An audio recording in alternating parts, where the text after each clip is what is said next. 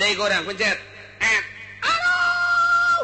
Aduh panas. Di mana sih aya? Aduh, di mana? Buka bumi. Ditahan saha sia, ditahan saha? Ditahan saha? Ngomong. Tatangga. Tapi kalau kada percaya teh kos gitu, ngaranna ge jin ngaco. Ngaranna ge jin kecuali bisa ditewak jin. Nah, jin bisa ditewak jin kudu pisan mah. Keluar, tewak. Sia. Kiriman di mana sia? Hah? Ayo di mana ngomong? Ngomong. Nah, sia geus beunang, dibeunang jin teh beunang. Katewak jin, padahal mah urang newak hitut kan teu bisa. Itu mah bisa sanu itu tuh jin gitu bisa lantaran nya lembutan. Tapi lantaran orang bisa ngajinekin jin ku bahasa Al-Qur'an tadi walau anna Qur'anan suyirat bihil jibal. Tok eta bae wiridna. Sabarakali cenah di wiridna ke 110 poe. Ulah ngadahar sangu, ulah ngadahar cai. Wae sia.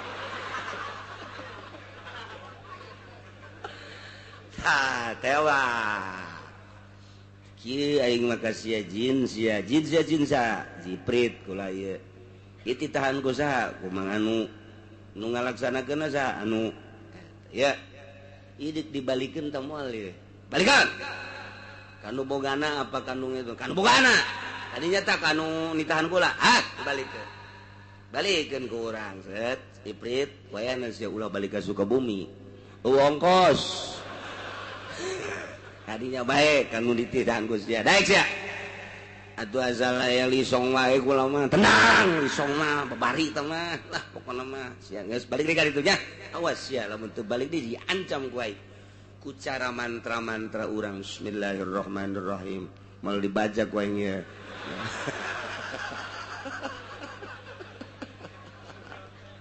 Lepas gazat, blok asup ka ditu. Nu itu gua nu gendut. Kasaksian gendut kan gendut eta jin ngamuk di jero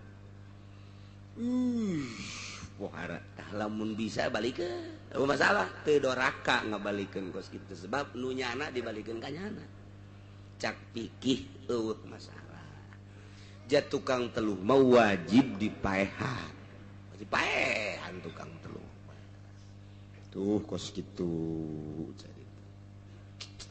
Tapi lamun urang nemah mah masalah ditelu misalnya ku batur geus ka dokter bersyariat tetep bae ieu mah jalain medis. Ieu mah kuduna jelema bisalah geus bae ulama dek nemah bae cenah kudu paeh geus waktuna meureun nemah bae. Dek dirasakeun bae ku sorangan atuh masalah. Masalah kuat mah kos kitu. Kangjeng Nabi pernah ditelupan Kangjeng Nabi. Mentak aya ilmu teluk teh. Jang di Jawa Barat adalah Sukabumi, Pelabuhan Ratu. Jang di daerah Ciamis di ditu di Pangandaran. Jang di daerah Cirebon eta didinya di pantai Cirebon. Jang di ditu di Jawa Timur atau tempat-tempatnya sarua. Ai Banten mah ilmu teluh. Bismillahirrahmanirrahim. Mantek sing hade urang hirup di dunia lantaran sanajan ku nagara henteu dilaksanakeun secara fikih. Tapi tetap berlanjut ke di akhirat.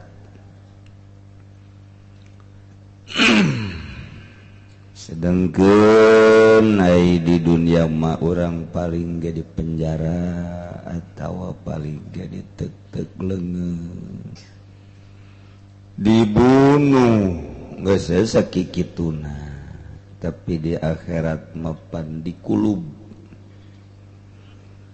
Dikulub mah dikulub geus bahasa dikulub dah teu pada tanggeus anggeus eleh dangder mah tuh dikulub ngagolotro Masya Allah di sate urang duit mending ngerecek tah eta urang kudu ngabayang-bayang kadinya supaya urang ulah terlalu berani ngaraksanakeun larangan Allah subhanahu wa ta'ala. Eueuh tempat anu tempat anu sejuk di mana bae kuari mah eueuh anu sejuk. Urang ka dieu deuk ngaji ditutur-tutur ku tukang dagang. Ditutur-tutur jadi geus eueuh nu sejuk deuk ngaji ge di sisi digigir tukang dagang. Geus puguh pasar maparantina deuk ngaji ge masih keneh dititah balanja. Engke mah bakalna es bongbon ge ngeridit di pengajian. Eta mana tuh tempat nu sejukna eueuh. Di Baitullah tempat nu paling sejuk sadunya. Geus teu aneh deui, geus teu asing deui dijelaskeun dina Al-Qur'anul Karim. Tapi kuari madongengna loba nu keur tawaf dicopet tasna disoekeun dicokot duitna amben aki-aki nu eusina aya duit rupiahan bawa ti Indonesia campur jeung real bari teu nyahoon si aki-aki mah sabaraha duit eta realna dipaling bae di Baitullah ge geus teu sejuk. Urang haul kamari tentrem tenang seakan urang dibawa ka alam nu mana ngarasakeun sejuk dibawa ku para wali-wali Allah teu kadeuleu we ku urang ja urang mazikir di imah para ruyang bae tapi barang suuk ngeunaan tapi tetep bae barang balik mah nu leungit jem nu leungit rante nu leungit dompet geus boga sendal mah teh mah eta geus jadi kumaha mah akhlak manusia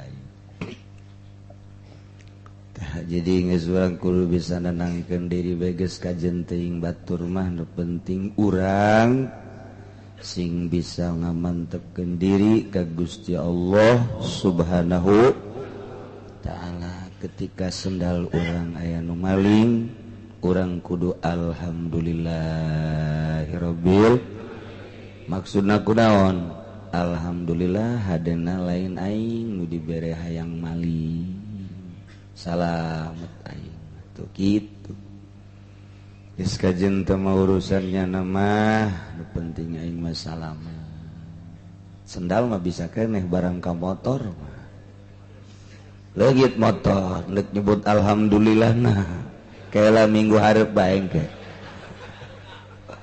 alhamdulillah rabbil alamin hadena lain aing hayang maling batur aing mah salamet jeung deui atuh setep bae nu aing ke ku aing dicokot di akhirat milik aing tetep nu aing ngan pindah leungeun ku cara dipaling aing hayang nyaho engke di hareupeun Allah saha nu malingna nu aing tetep nu aing deuk bebeja ka Gusti Allah lantaran Gusti Allah Maha Adil. Guys, lain disimpen jang cokotin engke. Kadang kuno maling na mobil sia kuy. Urang takos gitu sing yakin ngeunaan malah bae teh nang Allah meureun. hakikat nama besi aya amal-amal urang anu loba cocengna dek dikasorgakeun ku amal-amal nu lain mah ieu kurang geus ku barang nu dicokot ku batur nu bakal neplok kana amal bagus urang geus urang tenang asanang ke masuk ka imah ka masjid ya sendal diantepkeun sehingga kayak nyokot gantepkeun lah ai beukeun mah los pan kitu amat mah aja tuh sepira sendal jepit sebelah lain sia sugan teh barahan tah jangan nyokot sarua yeuh atuh saruana deui mah nuluykeun nu kamari lamun aya jelema maehan Zaid maehan Ki Umar ku cara marak ka Ki Umar Ki Umar diparag dikunci teu dibere dahar teu dibere nginum sapoe sapeting daya tahan manusia yakni 24 jam kadua petingna dua peting tentu leles tilu peting geus katingali matana geus tinggal kiceupna carang kiceup opat peting mah geus teu bisa kiceup mata geus teu kuateun kiceup geus bentar opat peting ya menuju 5 maut jadi Ki Zaid ngabunuh Ki Umar dengan cara diparak. Wali daripada Ki Umar lapor. Setelah lapor ditangkaplah Ki Zaid. Integrasi ternyata ngaku. Kasus pembunuhan Ki Umar. Nu dilakukan ku Ki Zaid dengan cara marak terhadap Ki Umar diakui ku Ki Zaid. Akhirnya harus memasalah, kudu memasalah akur cara ngabunuh.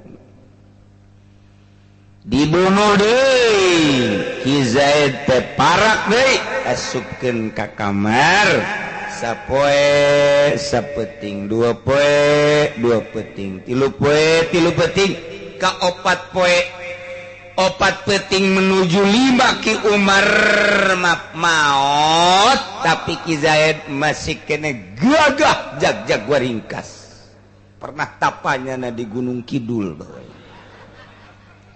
waduh pandai daya tubuh mah kumaha dilatihna urang ku ari madahar nu biasa 2 piring saeutik sapiring satengah lalaunan ke sapiring ayo disaetikeun dayet ke geus sapiring biasa bae terus setengah piring terus bae lapar tas setengah piring tahan terus setengah piring bae mungkin bulanan terus seprapat piring terus leles seprapat piring ke bisa jadi biasa.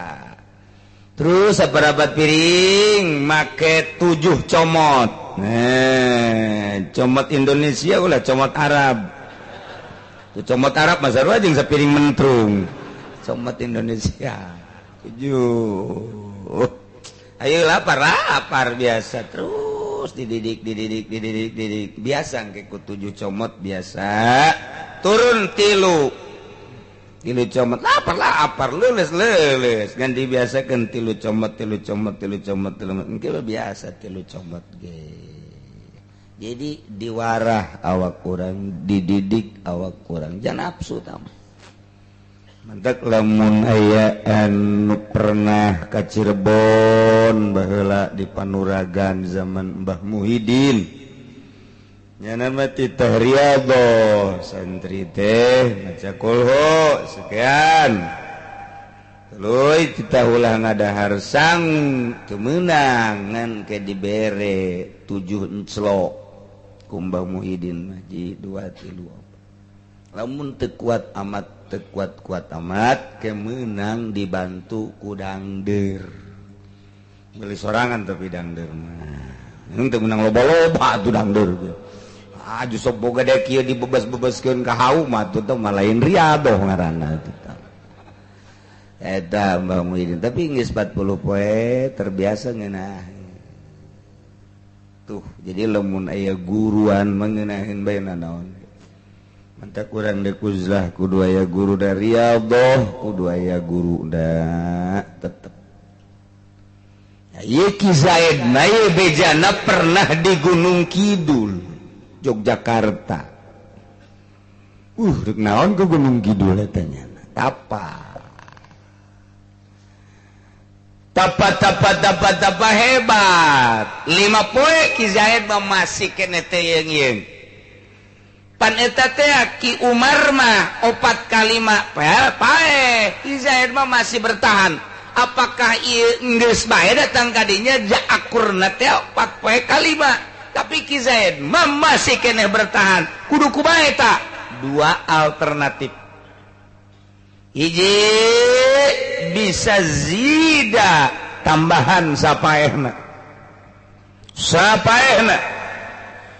lamun 7 poe 8 poe can paeh keneh bae muasi keneh seseurian keneh lain bantrak-bantrakeun ieu mah Ki Zaid ieu. Ieu mah asana meureuneunan ieu mah kasurupan setan Gunung Kidul mah kuat 10 poe masih keneh tahan keneh bae. Masya Allah 12 poe masih tahan keneh bae. Kumaha kudu dikumahakeun ieu masih keneh bertahan keneh bae. Tahan tambahan deui datang ka paeh coba cana sabaraha poe coba ujung-ujungna tetep modar kajen kumaha. Kekuatan fisik mah kitu bae dilatih ku kumaha aja. Sebab ngabutuhkeun makanan jeung cairan ayana tanaga teh. Entak Imam Ghazali mah babarijal urang mun macaan kitab Imam Ghazali. Urang dititah ibadah ku Gusti Allah. Titik cek Imam Ghazali. Adapun fisik diberi ku Gusti Allah beda-beda.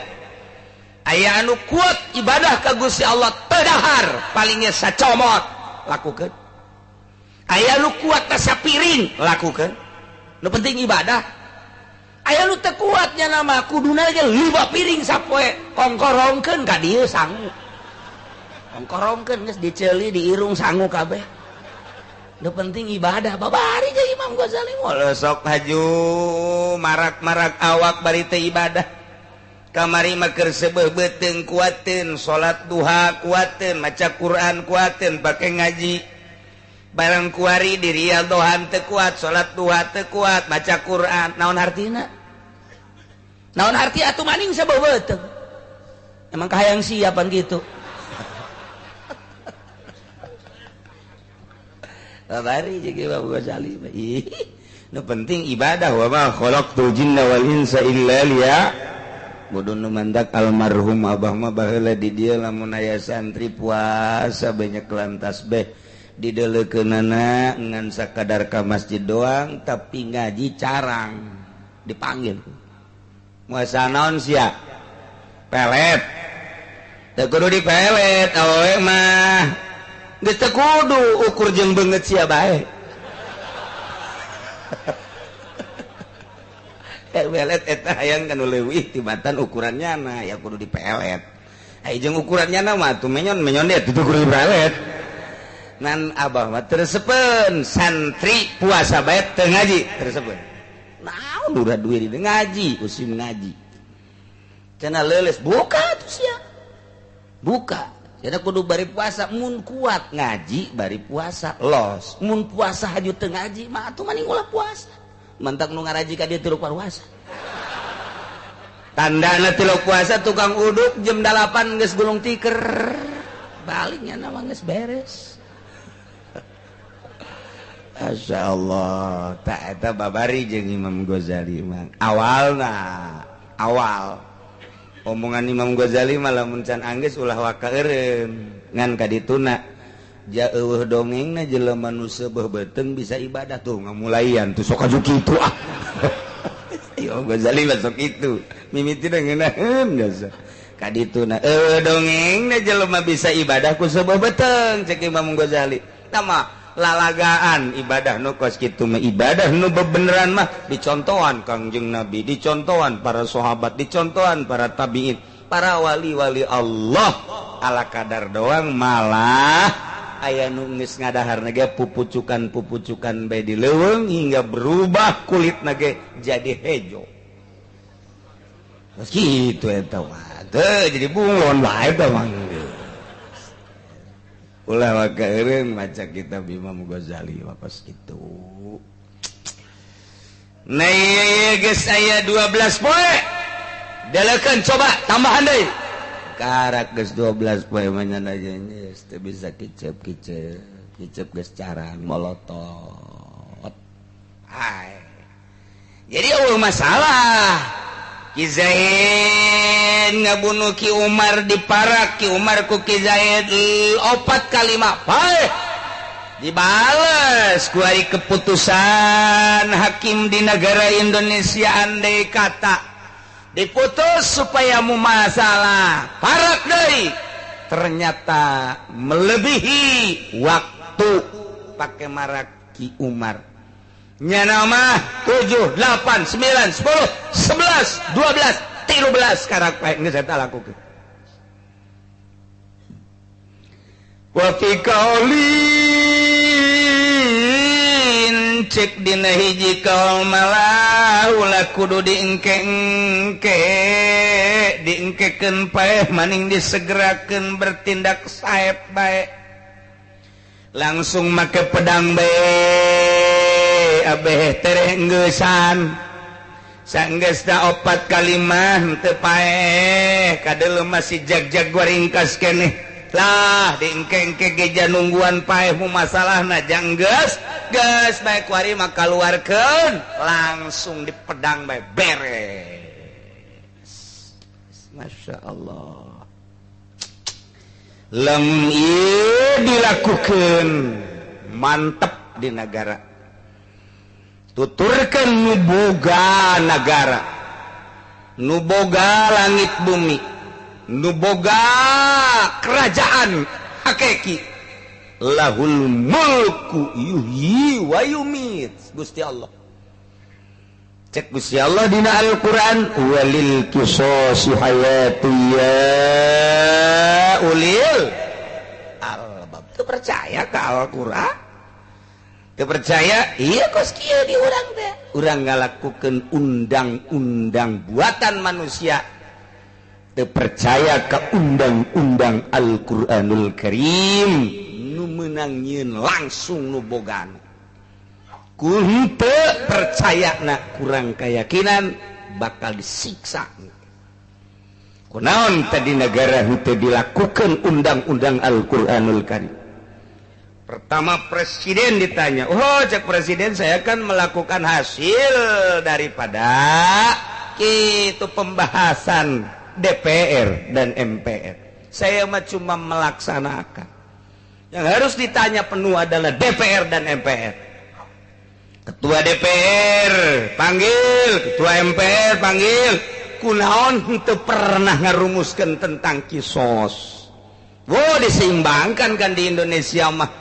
Lantaran di Indonesia mah bukan negara Islam dan agamanya pun ada 5 agama yang disahkan, maka kami cek DPR tidak akan melaksanakan undang-undang Al-Qur'anul Karim supaya bisa kesini kesono. Aduh, kesini kesono. Engke bakal dituntut di Rabbul Jalil engke para DPR jeung MPR nyana ge sarua bae engke balik deui hampura malaikat lantaran aya tekanan kami ge ti pemerintah ketika kami ngalaksanakeun menghasilkan 1 poin undang-undang Al-Qur'an pemerintah pun menyangkal tidak akan dilaksanakan kami sudah mencoba atuh ieu mah horenganan wabeh diseret kabeh. Seret kabeh di pusat datang ke handap kabeh. Datang ke RT. Rugi jasa. Digaji henteu. pangkat sakit kituna ari di akhirat kabarut-barut ka bawah ka neraka jahanam. Alhamdulillah. Wadak arwihan hara yang jadi lurah ratusan juta bahkan miliaran mun inget ka engke masya Allah. Atuh kiai cenah meureun kumaha mun eueuh lurahan teu kumaha aja.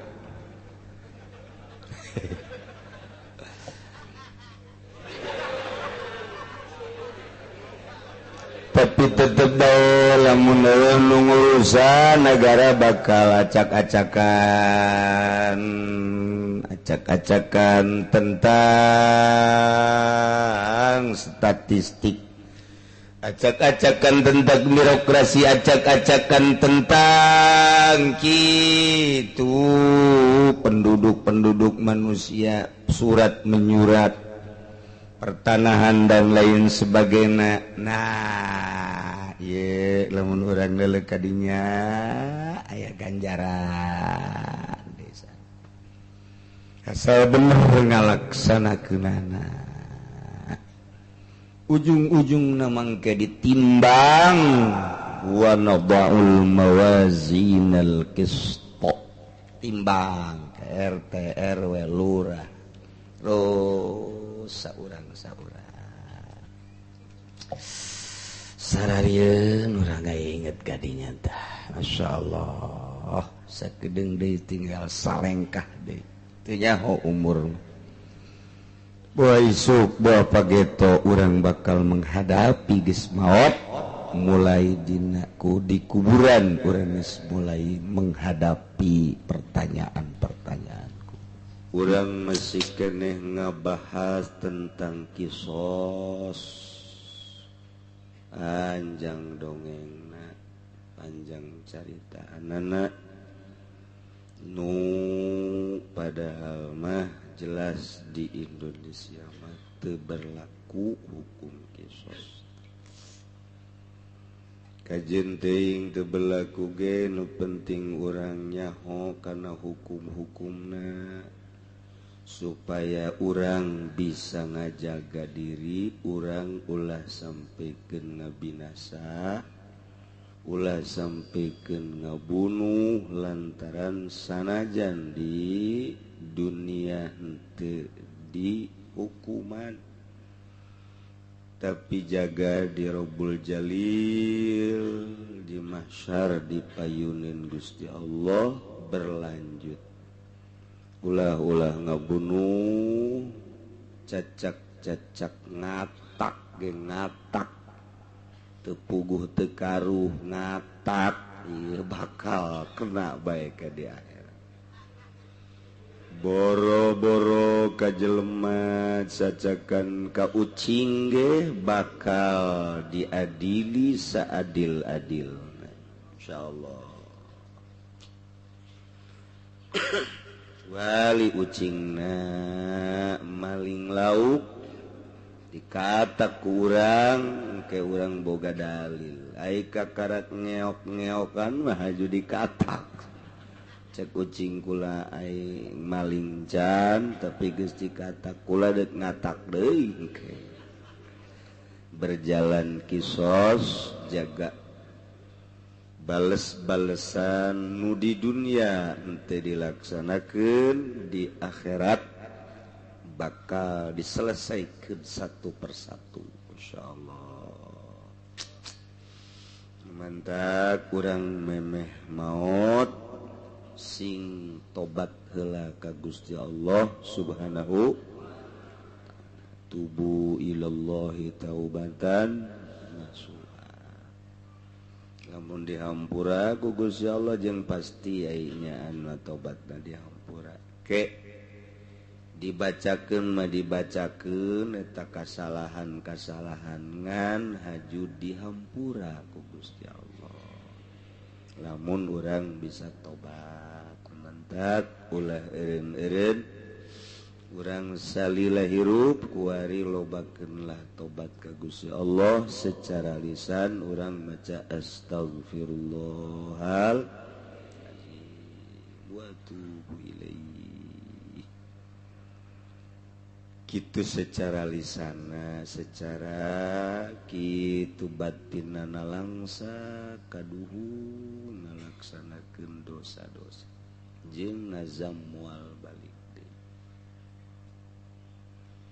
ieu mah ya Ki Zaid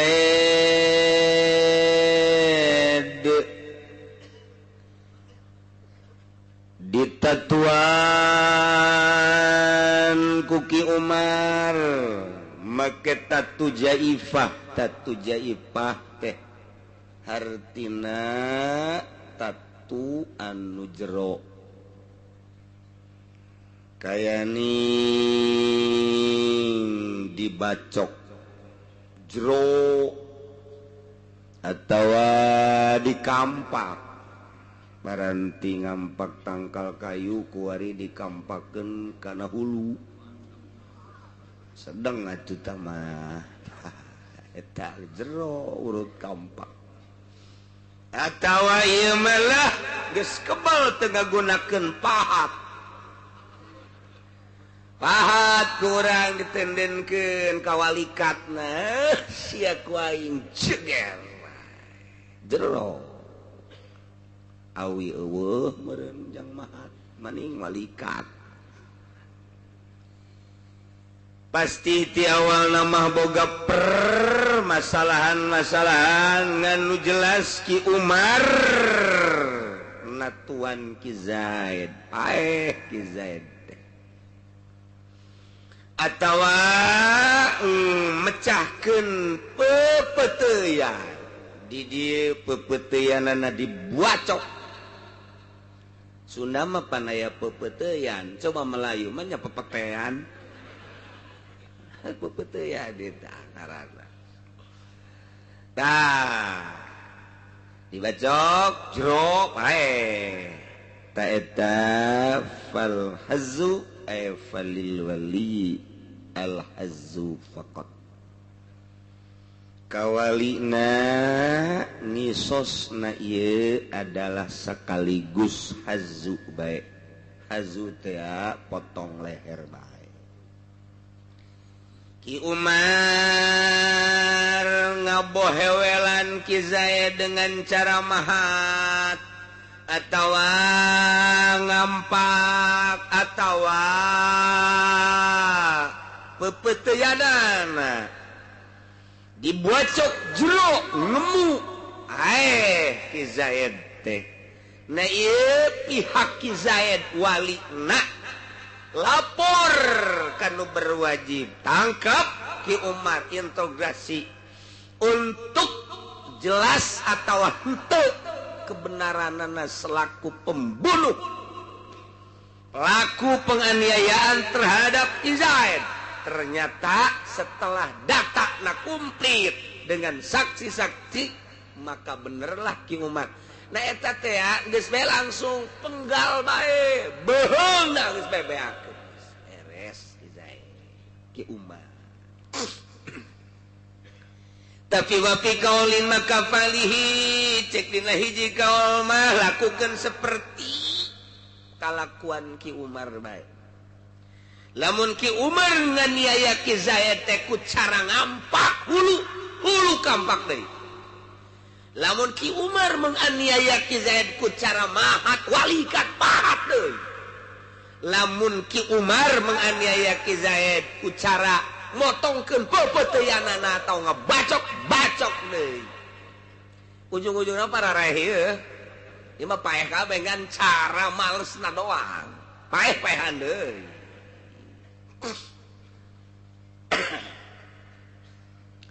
aya gaya mah pertanyaan kumaha lamun aya hiji jelema TKW di Arab kemudian TKW tersebut dek dizinahan memeh dizinahan ngabunuh heula ta eta kumaha apakah wajib qisas wajib al qatil wal maqtul finnar qatil jeung maktul kabeh bae taman neraka komo ieu mah lain dek ngabunuh dek dizinahan paneta mah lain dek ngabunuh ngaranna dek dizinahan cacak-cacaknya na dek ngabunuh ka urang dipiheulaan ku urang kena kisos bae komo tah mah ditanang karak doang tetet ya di gitu zinahan kemudian dibunuh wajib kisos kumaha lamun aya jelema statusna tukang teluh ieu mah Haji Sufyan ieu mah di ditu di Sukabumi ngaranna bagus sial tukang teluh goblok jasa insyaallah eta sebenarnya mah kewajiban di negara untuk membereskan para tukang-tukang teluh kewajiban di negara panggil tukang teluh kumpulkan kabeh di kabupaten paehan tukang teluh mau wajib dipaehan ya rusak atuh emang kumaha gitu teluh kumaha lamun aya jelema diteluh kemudian urang bisa malikeun deui eta teluhna dibalikeun ka nu bogana deui masalah lamun bisa mah masalah beteng tetangga urang tata di nama hepe kuari jadi gendut eleh gunung santri mah menibu citrek bucitrek coba bahasa Melayu naon ayo saya bucitrek sia eta di Sunda makan aya bucitrek segala pokona Melayu mah etik lah bahasa teh tak kula mah teu ngagunakeun bahasa Melayu kering Sunda mah ambalaya aya bucitrek aya nong-nong bahasa Sunda Asyaallah tetangga urang betengna kuar jadi bucitrek nah kanyahoanana ieu setelah dikadokterkeun sok ke dokter scanning ternyata cek dokter tidak ada penyakitnya bodoh ta dokter beteng saya kitu gedena penyakitan tolol dokter sakolana di Amerika goblok cekin penyakitan pugu eta geus bedai beteungna dokter bodoh terus tadi mere obat jauh penyakitan atuh pan dokter bisa mere obat setelah lamun aya penyakitan rongsen deuleu hasil rongsenanana ternyata cenah sehat jantung sehat paru-paru sehat darahna bagus 120/100 wah hebat geus masalah ieu mah pugunya ngap-ngapan ngap-ngapan ieu geus teu bisa dahar geus teu bisa nginum tapi cek dokter tidak ada penyakitnya sakitu kadeuleuan ku urang periksa deui nyana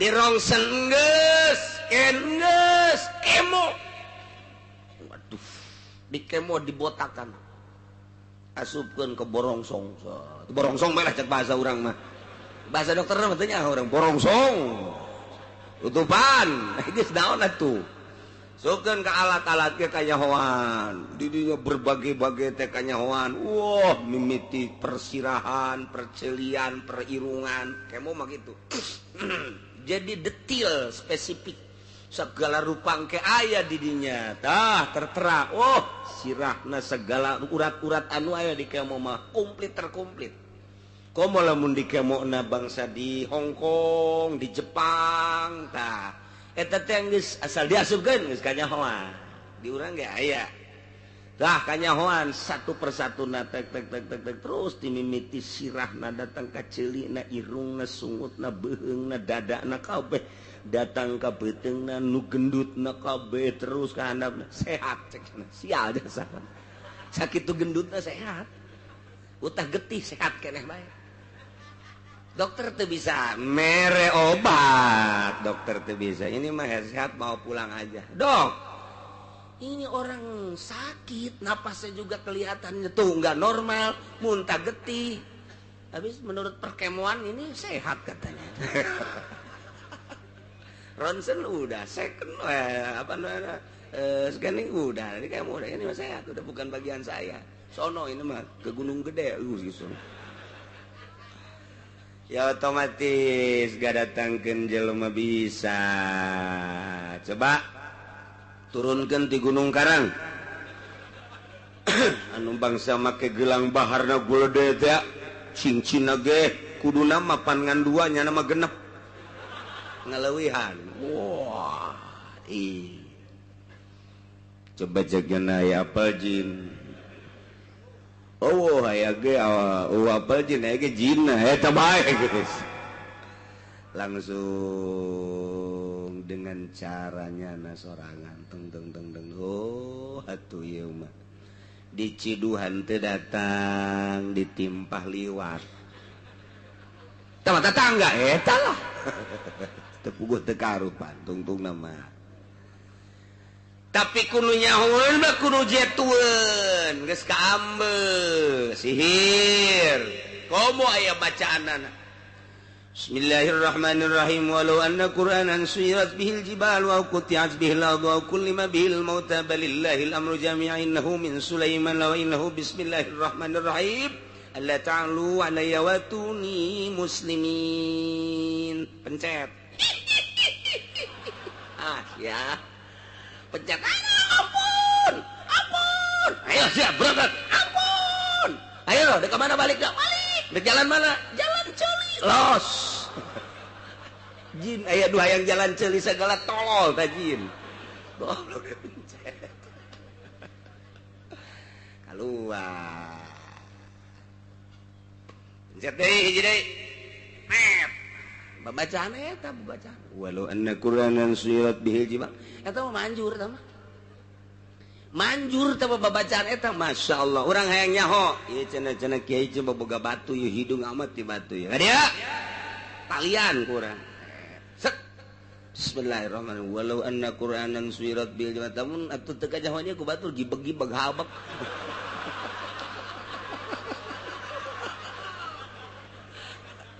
ya nu nyaho atuh tapi ternyata ngagibeg sorangan eta teh. Coba urang teh combong. Cicing bae nya. Badar asem. Cicing bae. Kabar dieuna kitu.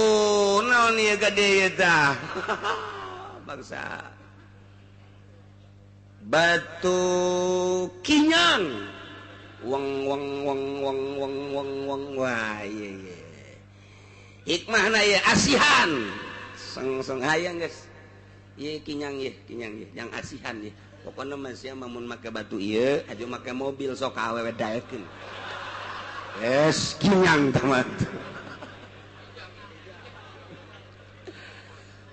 orang lain ka batuna ieu nopana insyaallah ta eta ta walau anna Qur'anan suyirat bil jibal baca deui urang pencet di mana sih aya? Aduh, di mana? Buka bumi.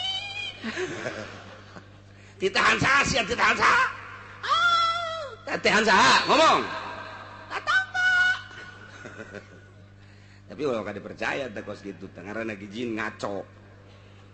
Ngaranna jin kecuali bisa ditewak jinna. Jin bisa ditewak jin kudu pisaan mah. Keluar tewak. Kiriman di mana sih ya? Hah? Ayo di mana ngomong? Ngomong. Nah, sia geus beunang, dibeunang jin teh beunang. Katewak jin, padahal mah urang newak hitut kan teu bisa. Itu mah bisa sanu hitut atuh. Jin ge teu bisa lantaran nya ge lembutan. Tapi lantaran urang bisa ngajinekin jin ku bahasa Al-Qur'an tadi, walau anna Qur'anan suyirat bihil jibal. Tok eta bae wiridna. Sabarakali cenah di wiridna ke 110 poe. Ulah ngadahar sangu, ulah ngadahar cai. Wae sia.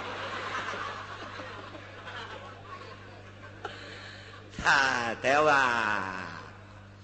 Kieu aing mah sia jin sia jiprit kula ieu. Ieu titahan ku saha? Ku mang anu ngalaksanakeun saha? Anu ya. Ieu dibalikeun teh moal ieu. Balikan. Kanu bogana apa kandung itu? Kanu bogana. Tadinya tak kanu nitahan kula. Balikeun ku urang set. Iprit wayana sia ulah balik ka Sukabumi. Ongkos. Tadinya bae kanu nitahan ku sia. Daek sia.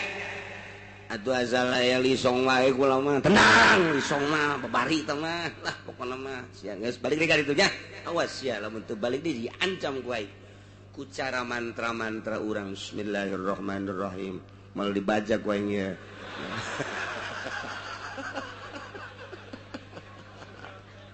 lepas gazat blok asup ka ditu nu itu gua nu gendut nah kasaksian gendut kan gendut eta jin ngamuk di jero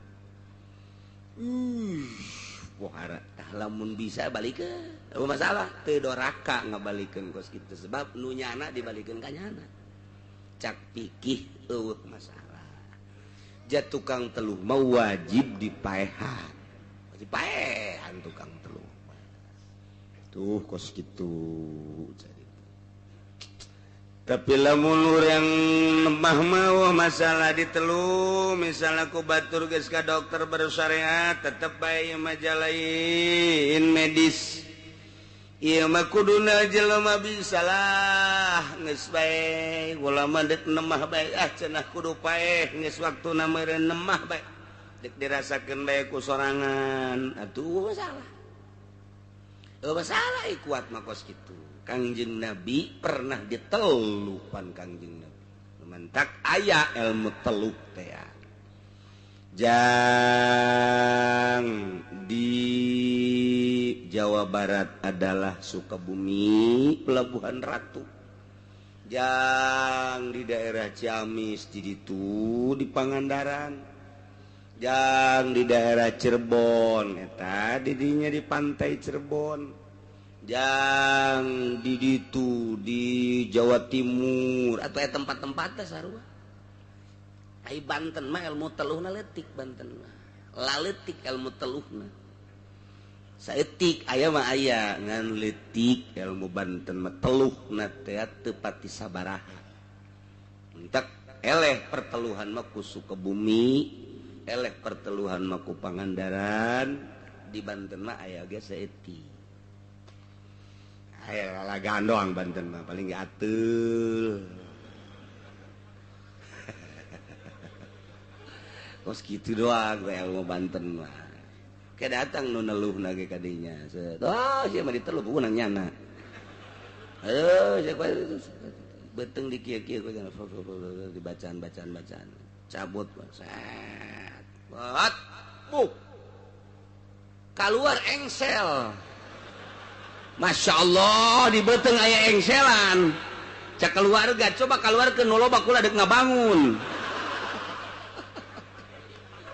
bisa jualan engsel orang ya Allah ya Rabbi bisa bisa henteu kos kitu ngan kos kitu mah henteu nu sabenerna mah nah ya fa ilam yamus lam tuzadil jawaih lamun teu paeh eta jelema nu dianiayana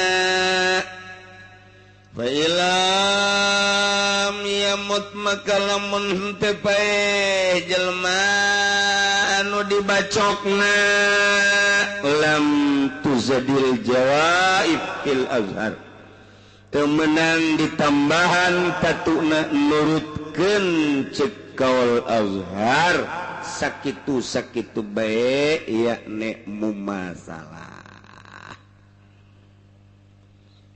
walawi tasamatu sumamata Kizaid dianiaya kuki Umar walikatna dibacok make bedog jero luar biasa tete Kizaid dibacok kuki Umar atuh Kizaid hayang males kaki Umar Kizaid hayang males kaki Umar bacok deui. Cik Kizaid teh ieu mah geus bae kula mah hayang akur bae lah. walikat kula di dia dibacok jerona kira-kira bangsa ukuran anak 10 cm maka kula dek ngabuacok deh atau dipasrahkan ke algojo soal ngabacok nama deku sorangan mangga dek dipasrahkan ke algojo supaya akur memang enggak sakumaha nu diharap ya otomatis dibacok deh kan ku Ki Zaid walikat Ki Umar akur kuarima Ki Umar ngabacok Ki Zaid walikatna 10 cm jerona dibales ku Ki Zaid setelah di BAP ulah main hakim sendiri tetap temenang tetap aya hukum di negara pasrahkeun urusan kisos perkisosan di negara jadi panggil ku negara tak eta jang nyelesaikan berbagai permasalahan negara mentak struktur kenegaraan anu rapih pelaksana nak kudu anu adil nu jujur sebab ieu urusan berkelanjutan jaga di akhirat tah kuarima Ki Zaid geus malas ka Ki Umar ai praktea sumama tak paeh Ki Zaid teh dibacok ku Ki Umar walikatna kemudian Ki Umar teh Ki Zaid malas ka Ki Umar geus rapi balas membales ternyata tidak hasil bacokan Ki Umar ka Ki Zaid horenganan merambat paeh tak Ki Zaid teh anu dibacok pertama teh paeh geus dibales ai bacokan pertama nama ta eta teh kudu dikisos apa henteu ja bacokan nama eta keneh datang kadinya ieu permasalahan Masya Allah balikan deui padahal mah ieu mah teu dilaksanakeun teu mah kajeun bolak-balik di dieu bae geus ngajina nyaho ye Ki Umar ngabacok Ki Zaid walikatna 10 cm pihak Ki Zaid lapor kanu berwajib polisi nanggep Ki Umar sidang di meja hijau setelah data-data lengkap bahwa Ki Umar adalah pelakuna lantaran loba saksi-saksi maka Ki Umar kuari dikenakan sanksina mu masalah akurkan bacok deh urusan ngabalsna dek langsung ku Ki Zaid atau aku para wali-walina atau dipasrahkan ke algozona nu jelas bacok deui Ki Umar sarua jeung bacokan Ki Umar terhadap Ki Zaid haralik sapoe 2 poe 3 poe ternyata Ki Zaid horenganan parah nemu nu Ki Zaid teh eta Ki Zaid tah berkelanjutan pe kitu kumaha eta teh apakah Ki Umar teh kudu dipaehan deui apa henteu cek di dina cenah walau ikasolamun geus kisos Ki Zaid maktuun ye beres gabales teh sumamata Ki Zaid pae bisirayatin kulantaran marambat tina ngemuna eta tatu ta ieu pali-wali maka menang kawali na Ki Zaid hazun menang ngabalas langsung maehan deui Ki Umar lantaran tidinya keneh tatu nama pas paehan deui bae geus ngan carana langsung penggal leherna kadua alternatif walahu menang ampun ngahampura bae binis fidiatin kalawan saparodiat kuari manggeus bayatulah geus pae Ki Zaid na pihak walina kuari mah henteu nungtut urusan kaki Umar jam males geus ngan kuari mah dipenta bae ayeuna mah saparodiat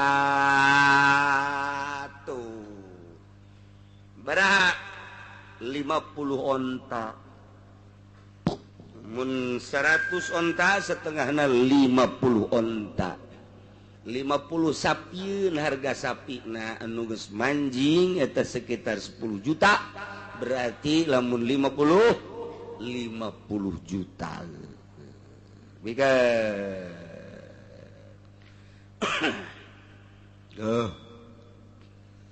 bataknya sing hararade ya urusan nu kos karari Masya Allah karim rarempan jasa walau kutiat tiada lamun dipegatkeun dua leungeun Ki Zaid dianiaya ku Ki Umar duanana dipotong leungeunna kemudian dia Ki Zaid lapor panggil Ki Umar ternyata data-datana lengkap bahwa benar-benar Ki Umar pelaku terhadap pemotongan leungeun ka Ki Zaid ya dibaleslah maka pihak Ki Zaid ngabales ka Ki Umar aiprak sumamata Ki Zaid maot tetep wali alhazuk menang geus ka walina langsung ngaberesan bae geus